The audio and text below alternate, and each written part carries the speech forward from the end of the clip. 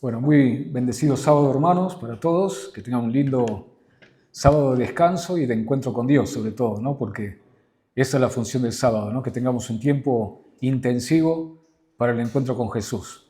Así que eso es una realidad en cada uno de ustedes. Yo agradezco mucho a Marcelo. Él, más o menos, como decía, una vez por año me invita a acompañarlos y la verdad que paso momentos muy gratos en la escuela sabática, muy edificantes. Fue muy lindo todo lo que pudimos comentar y compartir. Así que agradezco también la bendición que es para mí poder acompañarlos. Vamos a abrir la Biblia, la palabra de Dios, en la primera carta a los Corintios, capítulo 2.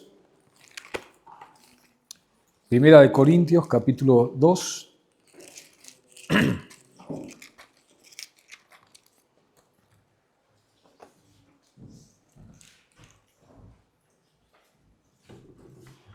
Versículo 2. Primera de Corintios 2, 2. Dice el apóstol Pablo, inspirado por Dios: pues me propuse no saber entre vosotros cosa alguna, sino a Jesucristo y éste crucificado.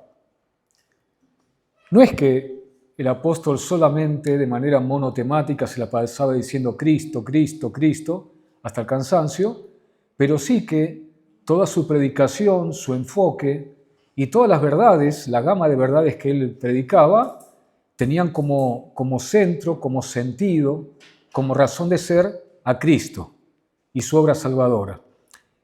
Nosotros, hermanos, ya llevamos 2000 años de cristianismo, 20 siglos, y estamos acostumbrados a que la cruz sea un símbolo glorioso, un símbolo edificante, inspirador para nosotros. Pero obviamente en tiempos del apóstol Pablo no era así la cosa, ¿no? Hace un tiempo, hace ya décadas, se encontró un descubrimiento, se hizo un descubrimiento arqueológico donde había en una pared de un viejo palacio milenario, había un dibujo muy rústico, casi infantil, donde había un hombre crucificado con una cabeza de burro. Le habían puesto una cabeza de burro. Y ahí al costado había, al pie de la cruz había un hombre orando, y al costado había 2 o 3 hombres en actitud de burla, y la inscripción estaba en griego y decía: anexámenos, adora a su Dios, ¿no? Evidentemente era un cristiano que estaba adorando a Dios, pero estos hombres en forma de burla dicen: miren el Dios al cual adora, ¿no? Por eso le pusieron la cabeza de burro. Es decir, la cruz, Cristo, muriendo en la cruz, el Dios de los cristianos, un Dios que muere en la cruz, era motivo de burla, era insensatez. Acá mismo, en la carta de los Corintios, versículos antes, Pablo dice que para los gentiles el evangelio es locura. La cruz es locura, ¿no? Y para los judíos, tropezadero. Es decir, ante esa imagen que los paganos tenían, e incluso Israel, de un Dios poderoso, todopoderoso, que gobierna mediante el poder físico, lo cual en parte es verdad. El Dios verdadero, el Dios de Israel, en parte es un Dios que también ejerce su poder físico para gobernar el universo y para realizar sus planes, pero era inconcebible para la mentalidad judía, y mucho menos para la mentalidad pagana, greco-romana. Era impensable que Dios fuese un ser que humildemente muere en una cruz, ¿no? Esa imagen de impotencia, ¿no? De vergüenza. Imaginen ustedes que la cruz era un símbolo de vergüenza, estaba destinada a los peores criminales, e incluso nosotros estamos acostumbrados a ver las representaciones de Cristo crucificado, pinturas, esculturas, crucifijos. Jesús con una especie de paño que le cubre sus partes íntimas. La realidad, hermanos, es que justamente la cruz era un instrumento no solamente de tortura, sino también de vergüenza, y los crucificaban desnudos. O sea que Jesús sufrió la vergüenza pública de haber sido crucificado desnudo. Y para esa mentalidad pagana y también judía, pensar que el Dios que adoraban los cristianos fuese un Dios que aparentemente de manera impotente muere en una cruz, avergonzado, desnudo, era algo impensable. Pero justamente Pablo dice, me propuse no saber entre ustedes cosa alguna, sino a Cristo y Cristo crucificado, ¿no?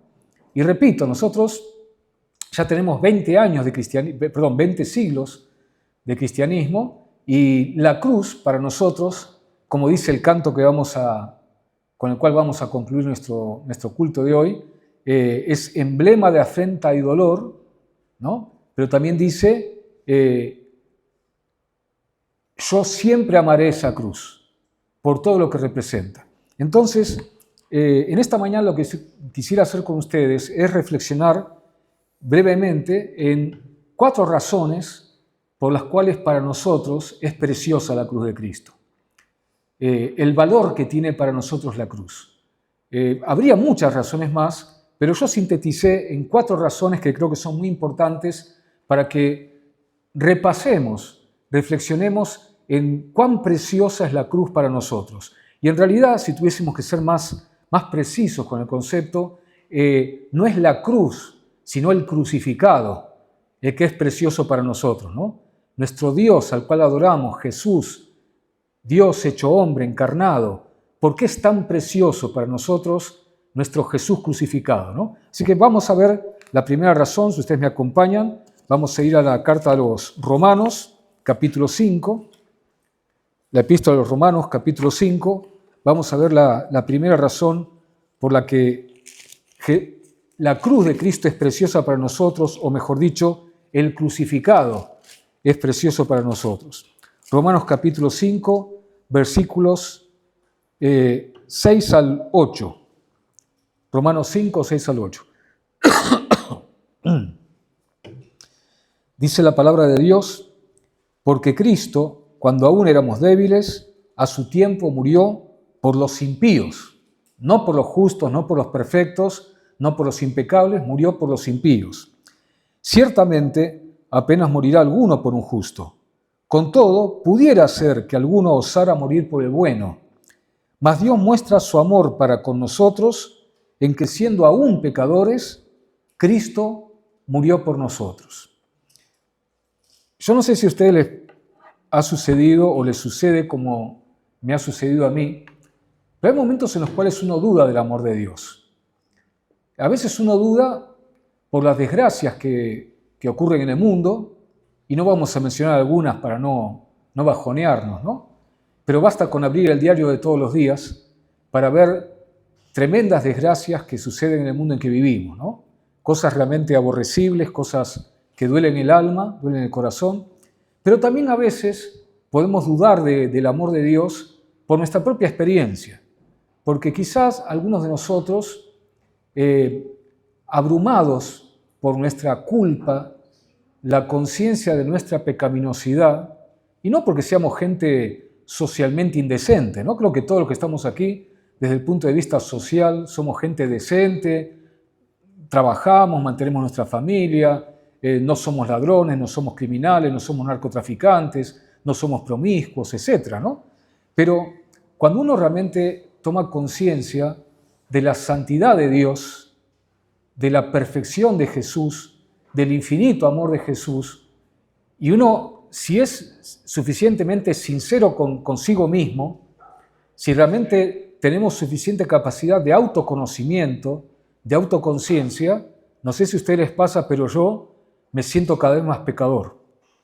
Y nadie podría decir que socialmente soy una persona indecente. Pero hermanos, cuando yo soy consciente de los pensamientos que me atraviesan por la mente, las motivaciones, los sentimientos negativos que tengo hacia ciertas personas que me hacen ver que no tengo el amor perfecto, infinito de Jesús, ¿no? Si yo amara como Jesús ama, creo que no me sentiría mal con ninguna persona en este mundo, ¿no? Pero soy consciente de que no tengo el amor de Jesús en su plenitud. Jesús me ha enseñado a amar, he crecido el amor, pero entre mi capacidad de amar y de ser puro, noble, perfecto, y la capacidad de Jesús de amar, y su pureza, su santidad, su perfección, hay un abismo tan grande que me doy cuenta de que soy realmente pecador. realmente soy pecador. Entonces a veces esta conciencia de pecado nos puede hacer dudar de que si realmente a mí me ama Jesús, ¿no? A mí realmente me ama Jesús. Y por otro lado, hermanos, también puede ser que dudemos del amor de Jesús porque a veces no lo sentimos, no sentimos el amor de Jesús. Y acá hay un engaño que a veces tenemos algunos cristianos, ¿no? Creer que la fe tiene que ver con la emocionalidad. Que si yo no lo siento es porque Jesús no me ama, ¿no? Y que yo para estar seguro del amor de Jesús debo sentir algo, debo tener algún tipo de emoción especial, ¿no? Y hermanos, permítanme decirles que por experiencia y también por lo que dice la Biblia y también Elena de White, la fe no necesariamente tiene que ver con estados emocionales. No necesariamente. Puede ser que la fe en algunos momentos vaya acompañada de un cierto éxtasis emocional o un cierto sentimiento cálido en el corazón. Pero no necesariamente. Que yo no sienta el amor de Dios no significa que ese amor no existe.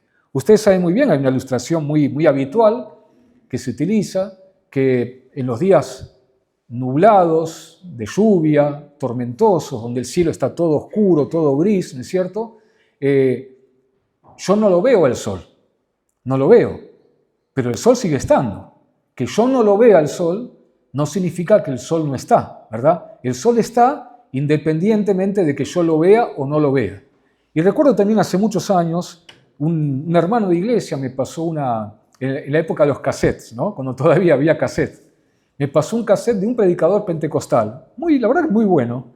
Me acuerdo que me causaba gracia porque se parecía la voz a Luis Sandrini. Los que son más grandes se acuerdan del actor argentino Luis Sandrini, los más jovencitos ni idea tienen de quién fue él, ¿no? Pero los que somos un poquito más, no tan jóvenes, digamos, recordamos al actor Luis Sandrini, que fue un actor cómico y también dramático, ¿no? Y este pastor pentecostal tenía una voz bastante parecida y también era bastante gracioso para hablar.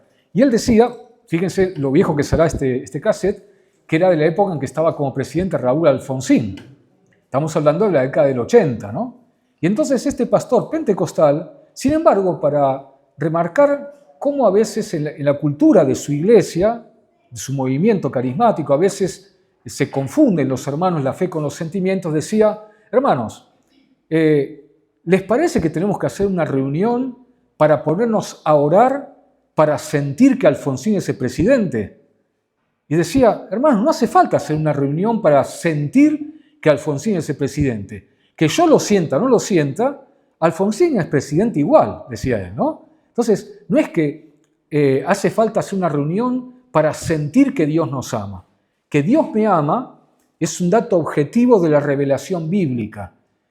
No depende de que yo lo sienta o lo deje de sentir. Y justamente este versículo nos dice que la mayor demostración del amor de Dios, por si tenemos alguna duda, por las desgracias que hay en el mundo, porque me siento demasiado pecador y me cuesta sentir que Dios me ame a mí, o sencillamente porque no tengo una experiencia emocional, la mayor demostración de que Dios realmente me ama, de que realmente Dios es amor, es la cruz de Cristo.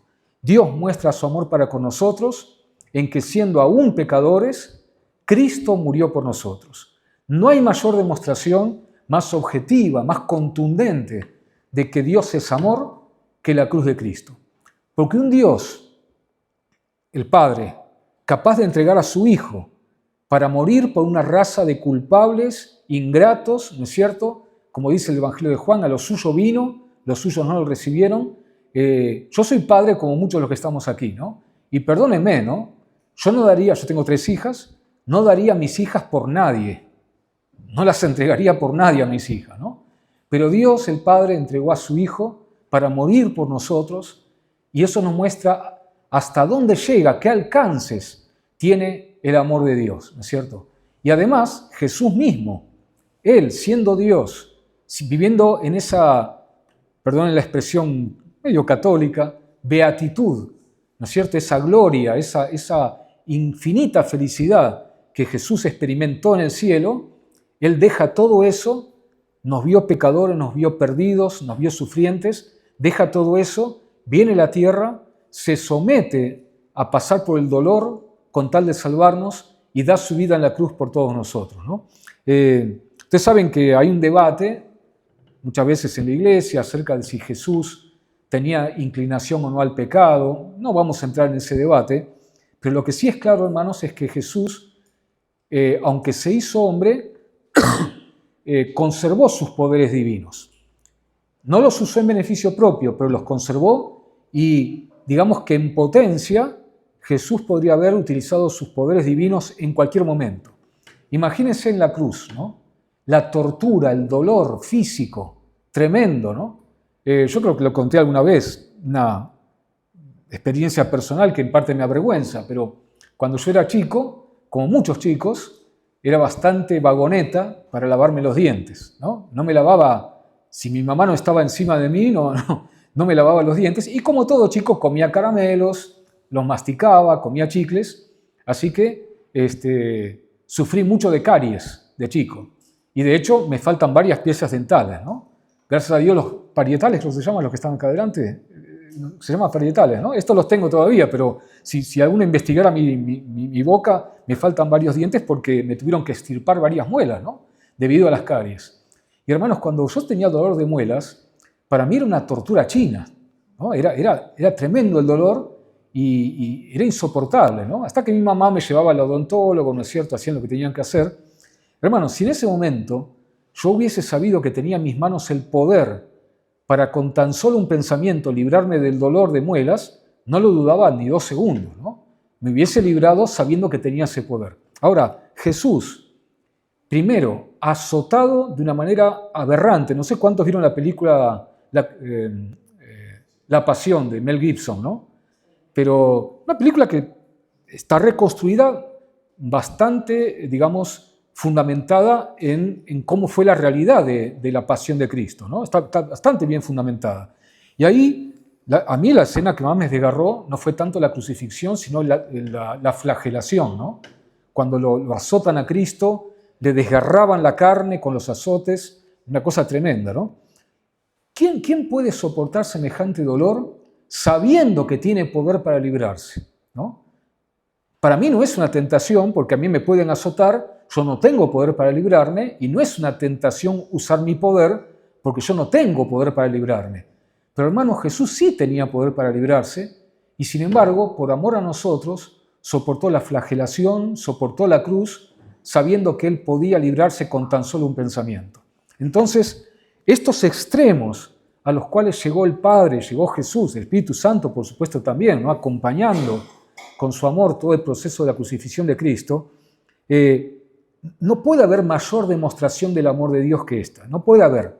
No podemos pedirle a Dios otra demostración mayor, porque esta es la garantía absoluta de cuán amados somos por Dios, de cuánto amor tiene por cada uno de nosotros. Así que, hermanos, si en algún momento se nos cruza por el corazón, por la mente, la idea de que Dios no es amor o que no me ama a mí, olvidémonos de esto, porque la cruz de Cristo es la mayor demostración de que Dios es amor y que Dios me ama a mí, que yo también soy amado por Dios, a pesar de que haya cosas que no entiendo en esta vida. Vamos a un segundo punto. Gracias, hermanos. Gracias a Dios, ¿no? Vamos al segundo punto que está en Romanos capítulo 3, también cerquita, versículos 24 y 25. Además de a veces dudar del amor de Dios, muchos de nosotros dudamos de nuestra salvación, por varios motivos, ¿no? En primer lugar, como ya mencioné recién, por esta autoconciencia, cuando somos realmente gente que tiene capacidad de autoconocimiento, pero hay gente que no tiene esa capacidad, ¿eh? No se ejercita en la introspección, en el conocerse a sí mismo, ¿no? Pero vamos a decir que sí, que todos los que estamos aquí tenemos esa capacidad de autoconocimiento, de autoconciencia y de que somos pecadores, y muchas veces por esta conciencia dudamos de nuestra salvación. Dudamos de que Dios me acepte, que Dios me apoye en esta vida con mis problemas, con mis luchas, y sobre todo dudamos de que cuando Cristo venga a buscarnos, yo vaya al cielo. Esto puede ser por una autoconciencia, ¿verdad?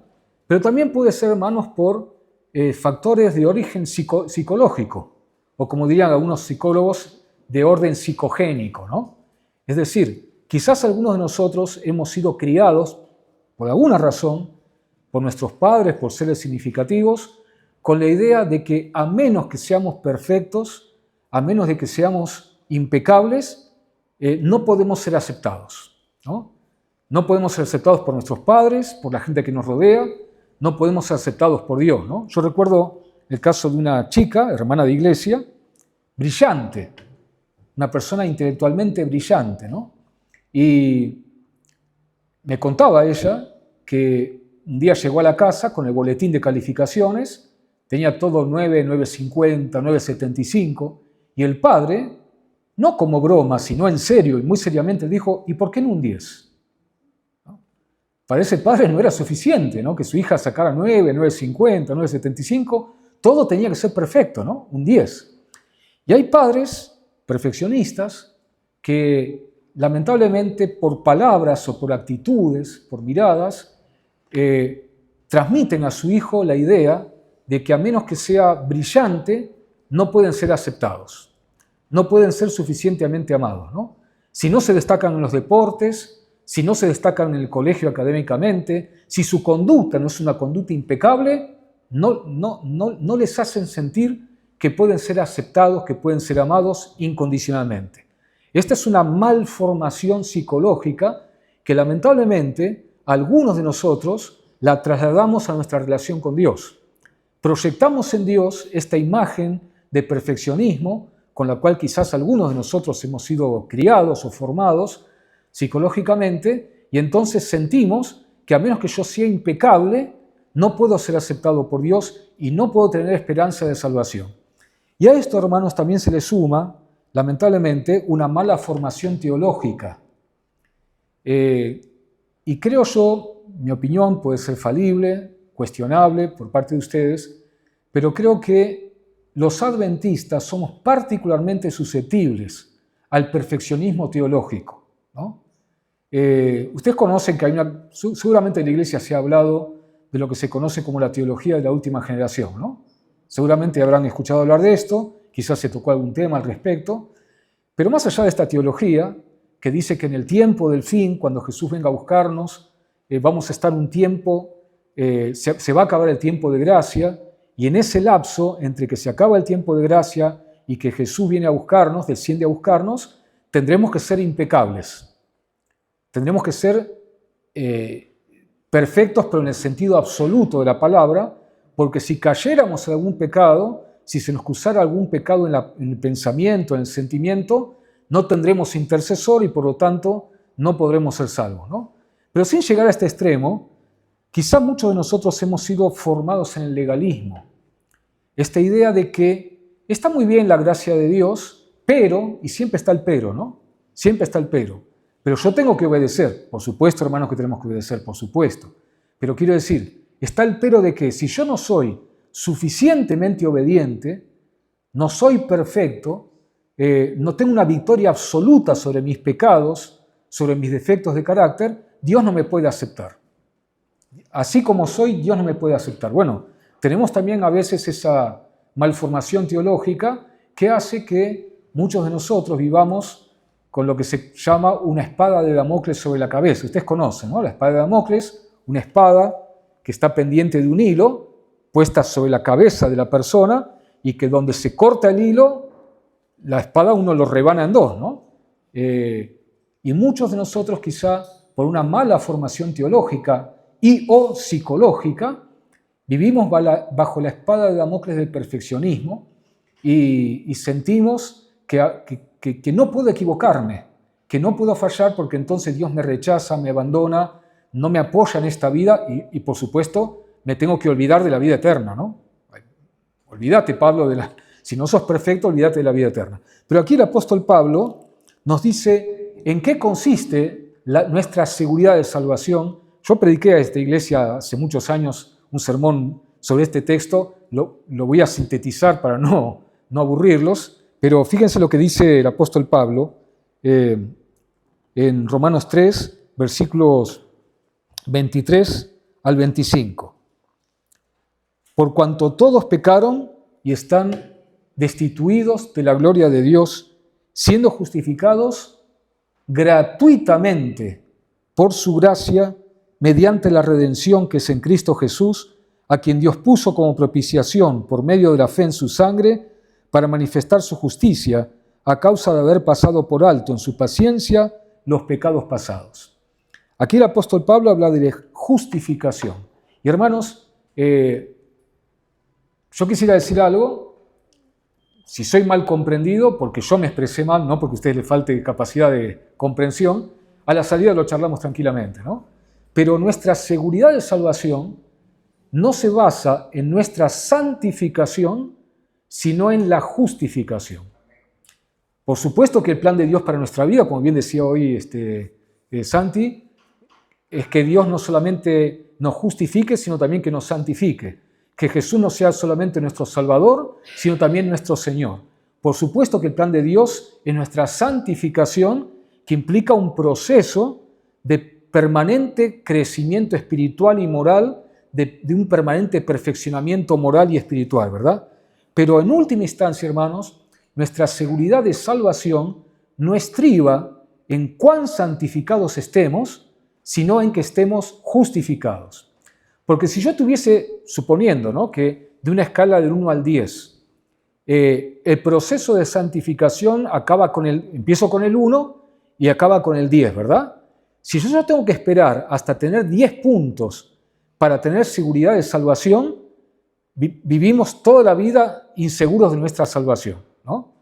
Llegaremos algún día al 10 cuando Jesús, como dice 1 Corintios 15, esto corruptible lo transforme en incorruptible y esto mortal en inmortalidad, ¿no es cierto? Mientras dure el proceso, siempre tendremos pecados de los cuales arrepentirnos. Siempre. Hasta que Jesús llegue y esto corruptible lo transforme en incorruptible. Entonces, ¿en qué se basa nuestra seguridad de salvación? No en la santificación, sino en la justificación. ¿Y qué significa justificación? Significa, no quiero usar una palabra rara que se usa en lengua, pero tiene multisentido, ¿no? Tiene muchos sentidos. Estar justificado es estar perdonado totalmente por Dios. Estar justificado es estar totalmente libre de culpa delante de Dios y libre de condenación. Estar justificado significa estar aceptado totalmente por Dios. Estar justificado es estar totalmente apoyado por Dios para las luchas de esta vida, los desafíos, los dolores, y estar justificado es estar seguro de que si en este momento Jesús viniera a buscarme, yo sería totalmente salvo con derecho a ir al cielo. Es tan rico este concepto de la justificación que en la justificación se basa nuestra seguridad de salvación. Y no depende de los logros espirituales, no depende de cuán santificado esté, sino que ahora mismo, en este momento, yo puedo tener la plena seguridad de mi salvación si yo estoy justificado. Entonces, si es tan importante la justificación, ¿en qué se basa la justificación? ¿Cómo puedo tener la seguridad de estar justificado? Bueno, el apóstol Pablo da en este texto 3 grandes razones que Martín Lutero llamó 3 solas. Las 3 solas y exclusivas razones por las cuales puedo tener seguridad de salvación. Lo dice el texto. Siendo justificados gratuitamente por su gracia, mediante la redención que es en Cristo Jesús y mediante la fe en su sangre. Martín Lutero en este texto vio 3 grandes razones. Yo puedo tener la plena seguridad de la justificación, que es lo mismo que decir la plena seguridad de la salvación, porque soy justificado por gracia, gratuitamente, que es una redundancia, ¿no? Decir que soy justificado gratuitamente por su gracia es una redundancia, porque la gracia implica el concepto de gratuidad, de algo que es gratis. Es decir, no tengo que merecerlo. No hay nada que yo pueda hacer para merecer la justificación. Soy justificado por gracia, soy justificado por la obra redentora de Cristo y soy justificado mediante la fe en la obra redentora de Cristo. Ustedes también conocen esta ilustración, ¿no? Es como si de repente me entero de que un tío mío, un tío lejano, murió y en el testamento me dejó $10 millones en el banco, ¿no? Viene el abogado, me dice, mira, tu tío te dejó 10 millones de dólares en el banco. Y yo digo, no, me estás cargando, ¿no? No puede ser, es demasiado bueno para creerlo, ¿no? Es demasiado bueno, así que no. Pero anda al banco, menciona tu documento, mostrar tu documento y vas a ver que te van a dar los 10 millones de dólares. No lo creo. Es demasiado bueno para creerlo. Así que los 10 millones de dólares están en el banco, están ahí.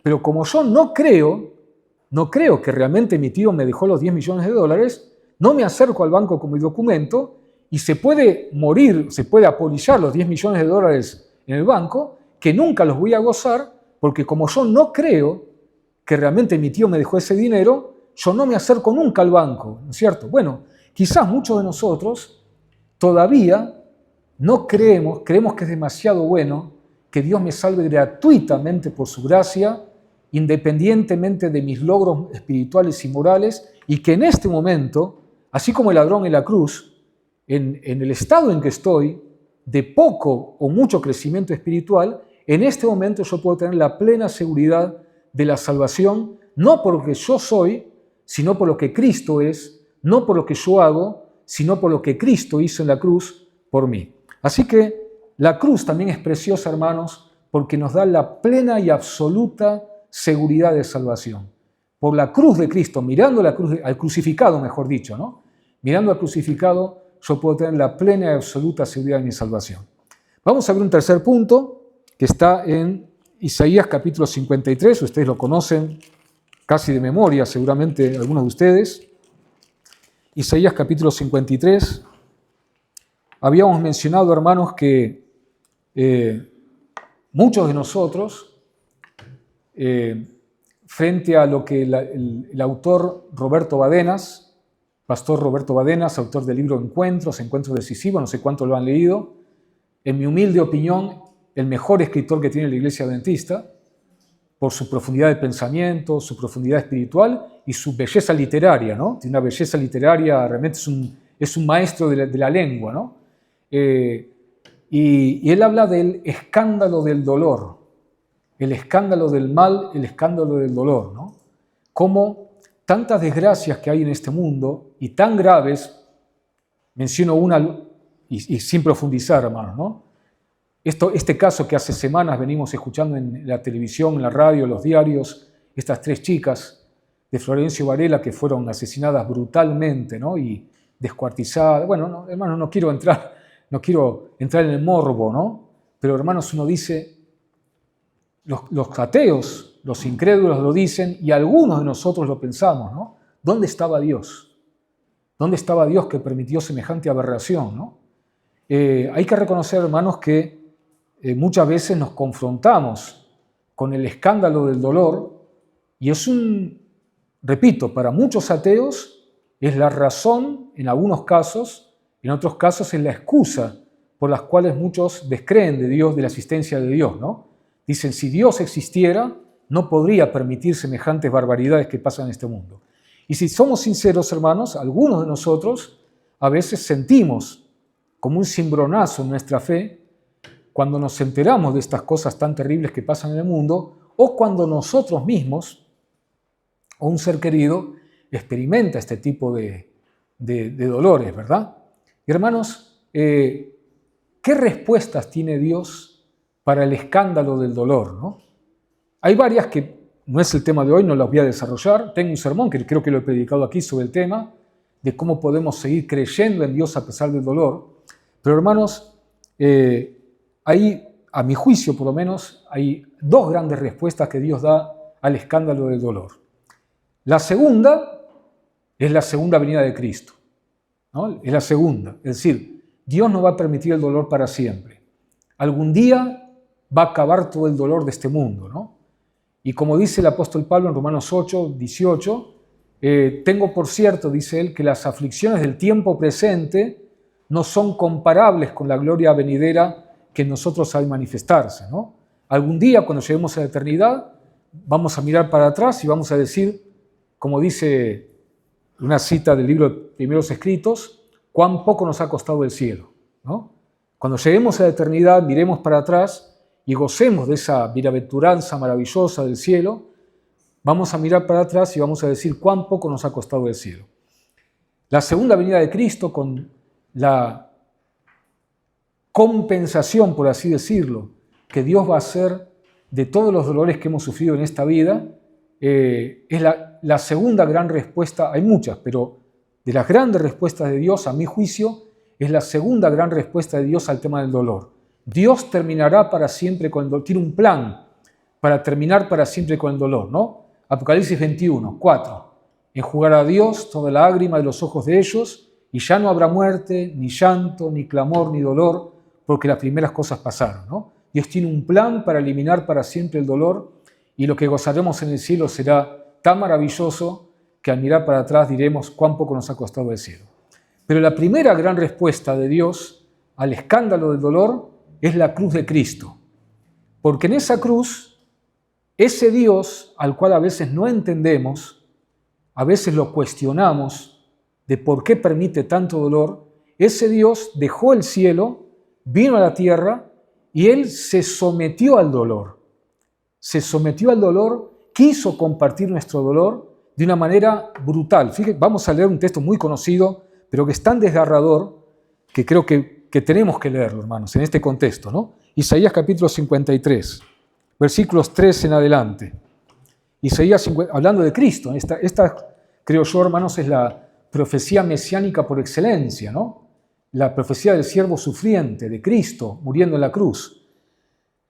Despreciado y desechado entre los hombres, varón de dolores, fíjense qué título, ¿no? Varón de dolores, experimentado en el quebranto. Tuvo experiencia en el dolor, no es que meramente él lo supo intelectualmente, ¿no?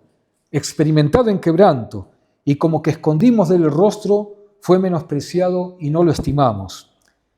Ciertamente llevó él nuestras enfermedades y sufrió nuestros dolores, y nosotros le tuvimos por azotado, por herido de Dios y abatido.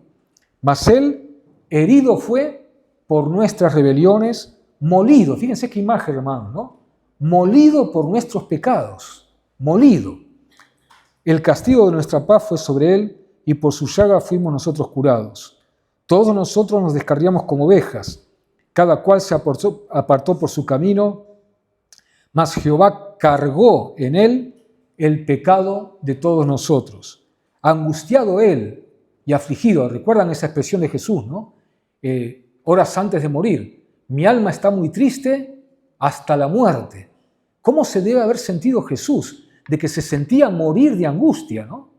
Terrible. No sé si ustedes alguna vez pasaron por un momento de angustia, que es mucho más que tristeza, es mucho más que depresión, ¿no? Angustia, donde uno se siente, justamente la palabra angustia viene de angostar, porque la sensación es que a uno se le cierra la garganta, ¿no?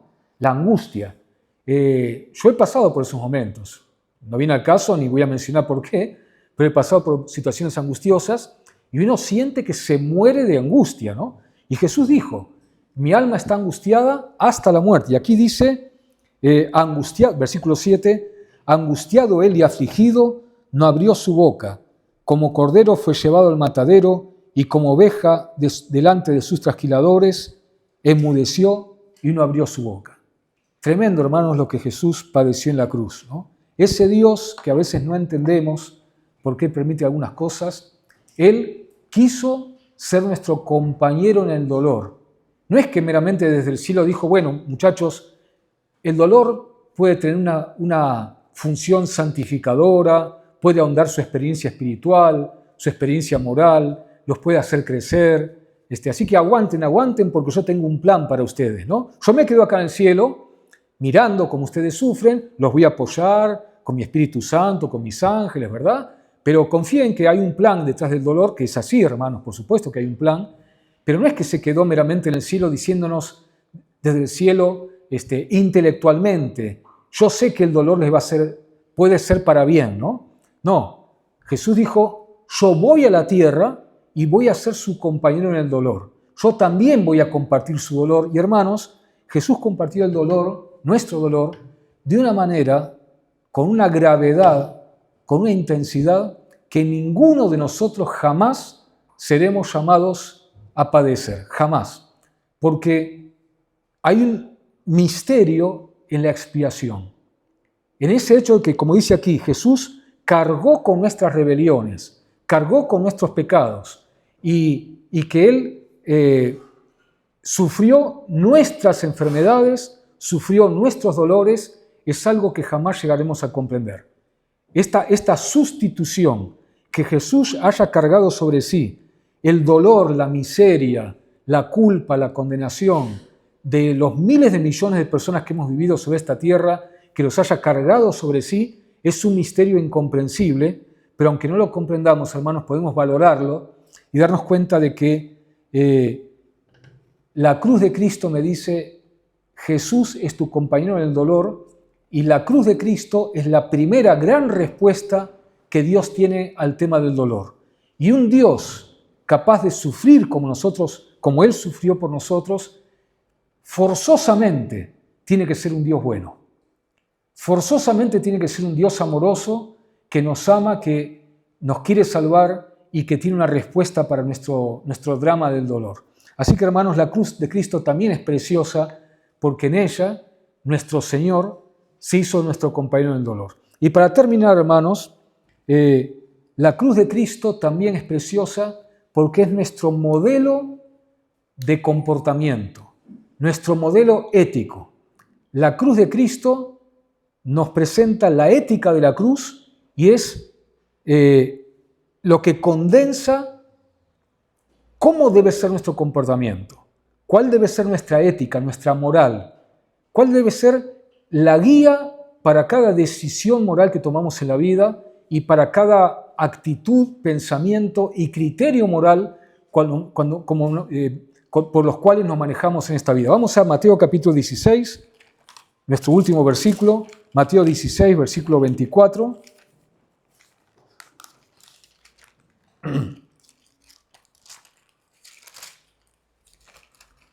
Mateo 16.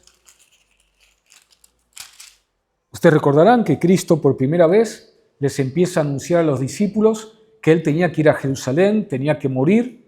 Pedro lo toma aparte, Señor, que nunca te pase esto, ten compasión de ti, ponte a ti en primer lugar en la vida, tú eres lo más importante, así que nunca permitas que te pase esto.